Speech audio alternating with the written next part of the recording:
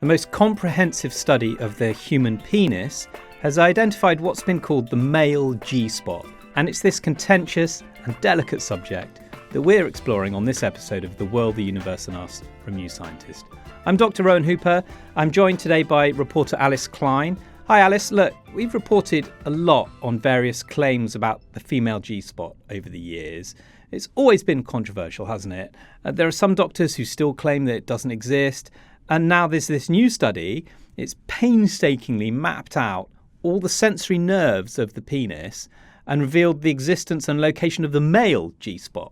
Yeah, I mean, maybe this is unlikely to come as a surprise to penis owners, but it is the first time that it has been properly scientifically validated. Okay, take us through what they've done here then, please.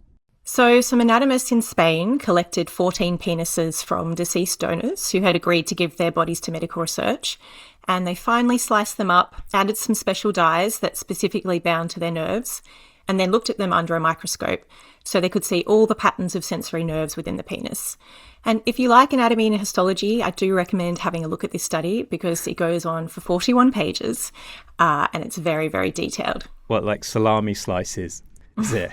Pretty much. Very fine salami slices. Well, I think I'll take your word for how detailed it is. Okay, they've got all these slices. What do they do next?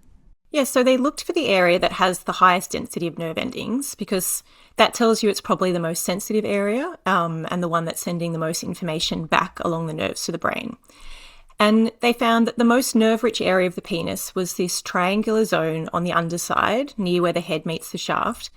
And based on this, they said it should be considered the male G-spot. Okay. And in case you're wondering what G-spot is, it's named after this gynecologist, Ernst Grafenberg, who in the 40s and 50s, he characterised this zone in the vagina, which he called the G-spot. So, Alice, was there anything about this area, the nerves in this area on the penis that they're suggesting, those particularly are involved in, sexual pleasure rather than responding to movement or pressure or something more mundane?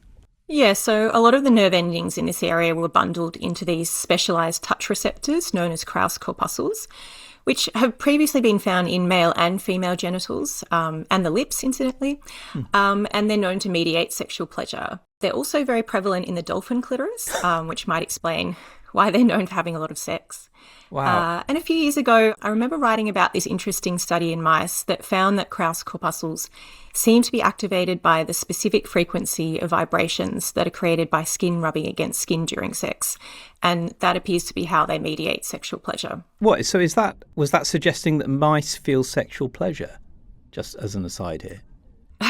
I mean, I don't claim to be an expert on mouse sex, but I'll go so far as to say they seem to find it rewarding. And it needs to be rewarding because otherwise, why would they do it?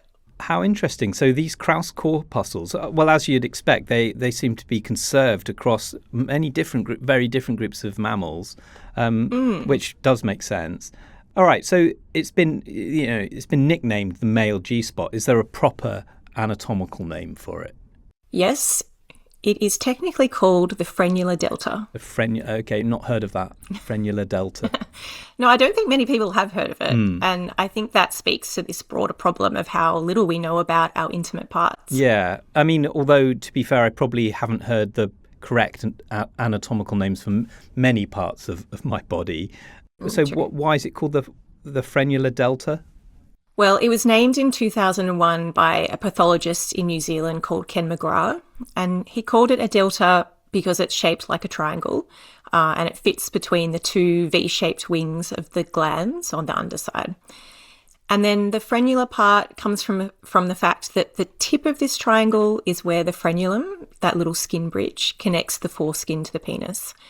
And McGrath also referred to this area as the male G-spot, back in 2001, but for some reason, it didn't catch on.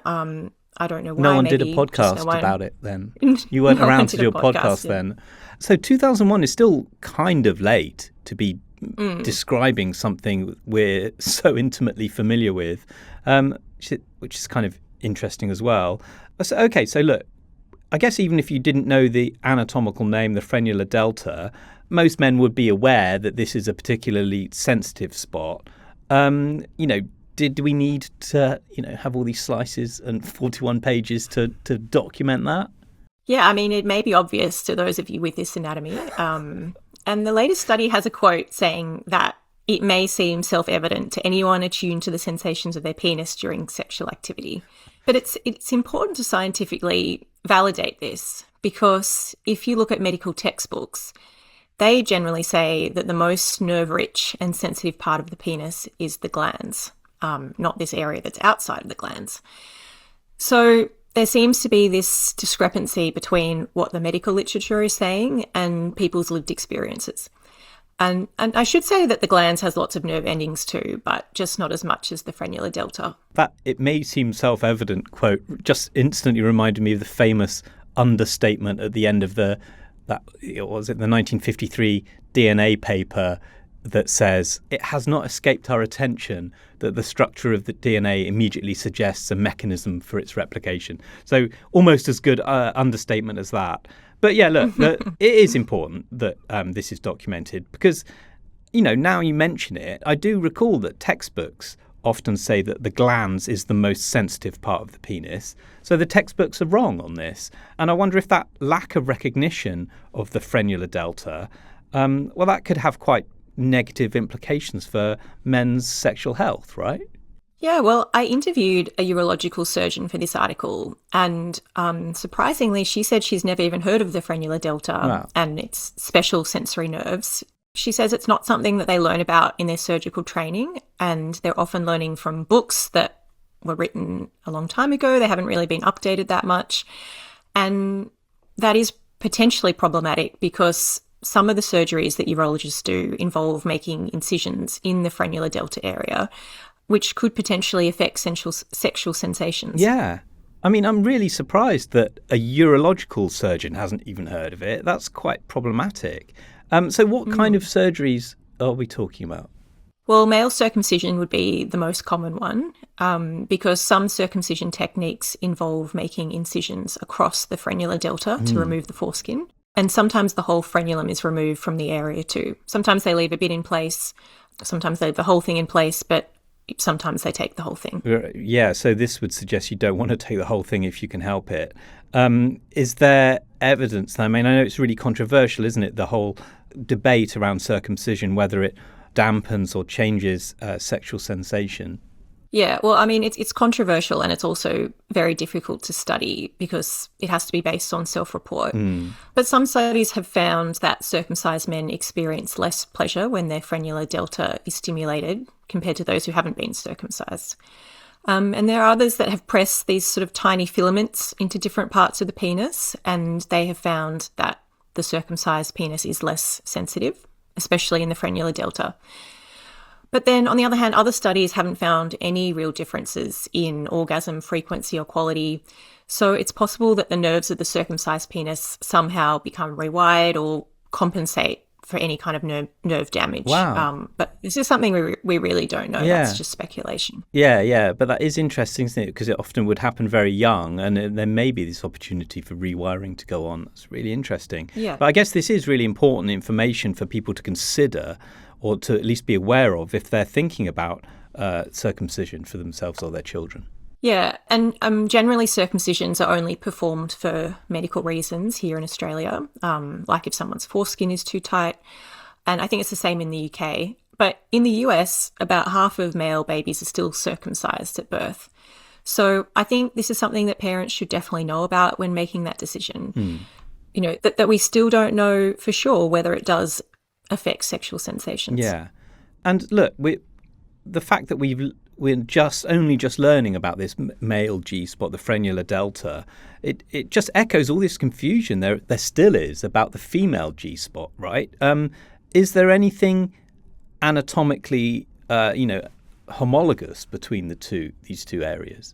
Well, the female G-spot is a bit more complicated because it's this sensitive area a few centimetres along the vaginal wall. But there aren't actually any clusters of sensory nerves in the vaginal wall at this location. And that's why it has been disputed for so long. Right. But interesting, more recently, ultrasound studies have found that during female arousal, the internal structure of the clitoris, which is quite big and full of nerves, it engorges and presses against the vaginal wall. And so now some experts think that's probably what creates the female G-spot. Okay. So in other words, stimulating the female G-spot is really stimulating the behind of the clitoris. Okay. But yeah, I think this latest study is really interesting because we always say that we know so little about female sexual anatomy, and that's true, but it turns out that there are also these big knowledge gaps when it comes to male sexual anatomy. So I think we could probably do better on both fronts. Great, thanks Alice. That's very well put. We'll leave it there. This is The World, the Universe and Us from New Scientist. I'm Rowan Hooper. Do follow for more content. It won't always be like this. Whether that's good or bad, I'll leave that to you. We'll see you soon. Bye for now.